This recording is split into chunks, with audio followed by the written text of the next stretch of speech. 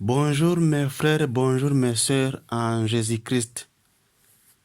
Que Dieu vous bénisse abondamment, que Dieu vous donne la paix et qu'il vous donne également la sagesse. Aujourd'hui, c'est un jour où les chrétiens se rappellent de la résurrection de Jésus-Christ. Jésus-Christ, le Fils de Dieu, Jésus-Christ qui nous a été envoyé par Dieu pour que nous soyons sauvés, pour que nous puissions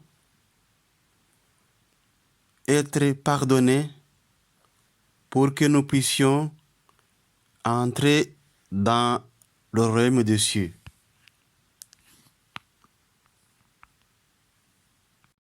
Justement, pour entrer dans ce royaume, on doit avoir la foi, on doit croire en Dieu, en Jésus-Christ et en Saint-Esprit, parce que quand nous lisons la Bible, nous voyons que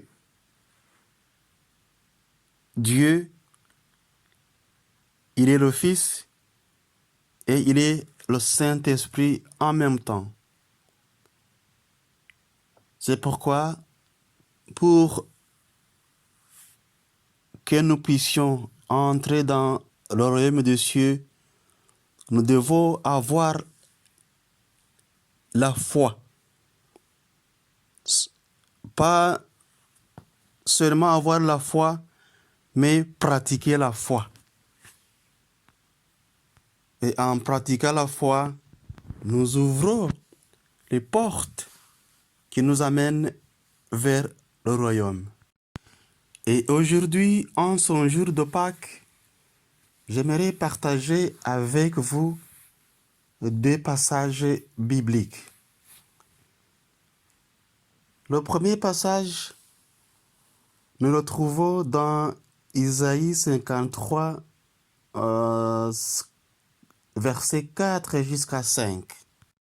Nous lisons ceci. Or, il supportait les malades qui auraient dû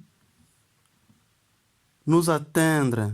Il subissait la souffrance que nous méritions. Mais nous pensions que c'était Dieu qui le punissait ainsi,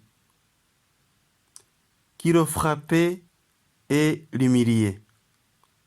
Pourtant, il n'était blessé que du fait de nos crimes.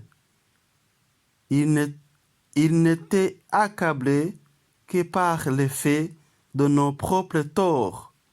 Il a subi notre punition et nous sommes acquittés. Il a reçu les coups et nous sommes épargnés. C'est vers la fin du verset 5 que nous trouvons, que nous constatons la mission que Jésus devrait accomplir sur son monde. Et nous constatons qu'il a subi notre punition et nous sommes acquittés. Jésus a été puni dans notre place. Jésus a souffert à cause de nous. Jésus a souffert les souffrances que nous devrions souffrir. Mais Jésus, il a accepté cette mission pour que moi et toi, nous soyons sauvés. Pour que moi et toi, nous soyons épargnés. Pour que moi et toi, nous ayons la vie éternelle.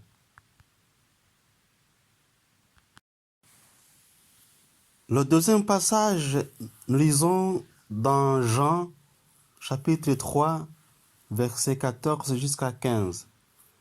Il est écrit ceci. De même que Moïse a élevé le serpent de bronze sur une perche dans le désert, de même le Fils de l'homme doit être élevé afin que quiconque croit en lui ait la vie éternelle. La mort de Jésus était annoncée dorénavant, ainsi que sa résurrection. En lisant ce passage, nous constatons une comparaison. Dans le temps de Moïse, le peuple de Dieu a péché. Et par après, Dieu a ordonné à Moïse de fabriquer un serpent et d'élever ce serpent sur une perche. Que celui qui veut être guéri regarde tout simplement le serpent suspendu sur une perche et qu'il soit guéri. Mais ce n'est pas tout le monde qui a eu le courage, qui a eu la foi de regarder le serpent suspendu. Mais ce qui est vrai est que la personne qui a osé de regarder le serpent suspendu, il a été guéri. Et alors, dans le Nouveau Testament, ou bien dans le temps de Jésus, Jésus aussi, il était annoncé pour lui qu'il devrait être mis à mort et qu'il devait être pendu et qu'il devait être mort et qu'il devait être enterré et qu'il devait être ressuscité et quiconque croira en lui ait la vie éternelle.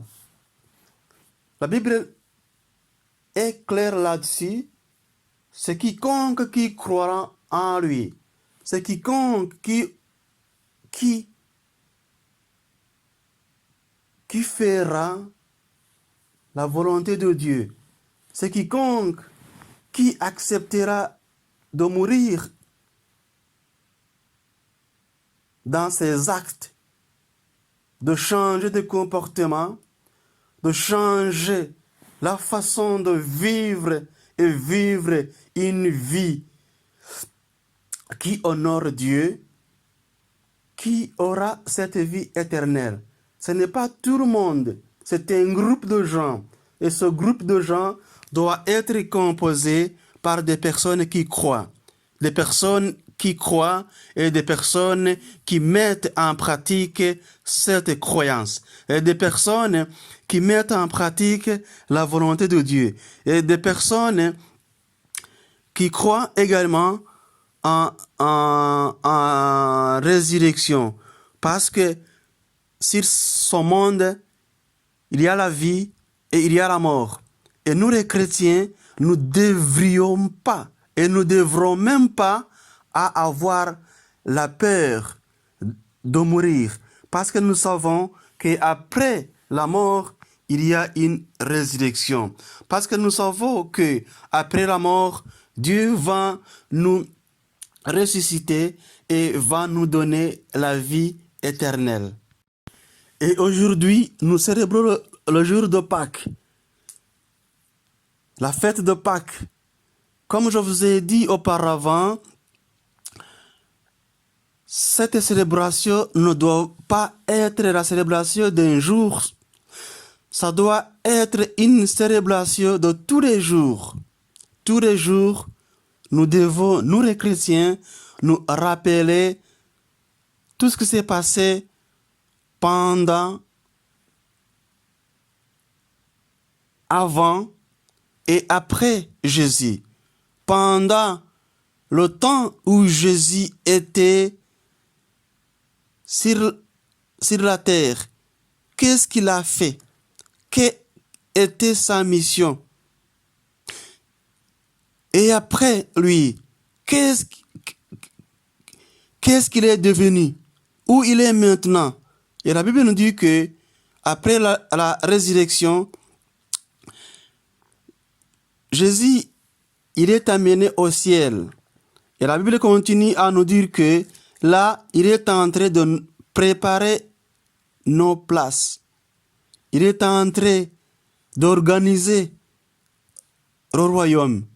C'est pourquoi le temps que nous sommes sur cette terre, nous devons nous préparer à rentrer dans le royaume. Et en se préparant, nous devons pratiquer des bonnes choses. Nous devons haïr le péché. Nous devons nous éloigner du péché. Nous devons vivre une vie sainte. Nous devons vivre une vie comparable à la vie que Jésus a menée lorsqu'il était sur cette terre.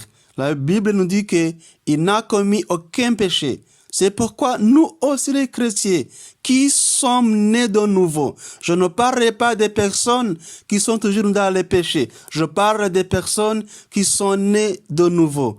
Et après cette naissance, nous devons nous montrer en menant une vie de sainteté, en menant une vie digne d'un chrétien, en respectant les commandements, en respectant les lois de Dieu, en mettant en pratique la foi. Parce que ce n'est pas seulement avoir la foi, mais il est très important de mettre cette foi en pratique. Il est important de pratiquer cette foi. Il est important de mettre en action la foi. Et en faisant ainsi, nous aurons l'accès au royaume des cieux. Je vous souhaite encore bonne fête de Pâques. Je vous souhaite encore que cette Pâques, que cette fête soit une fête de tous les jours, que ce soit une fête de chaque instant. Que Dieu vous bénisse.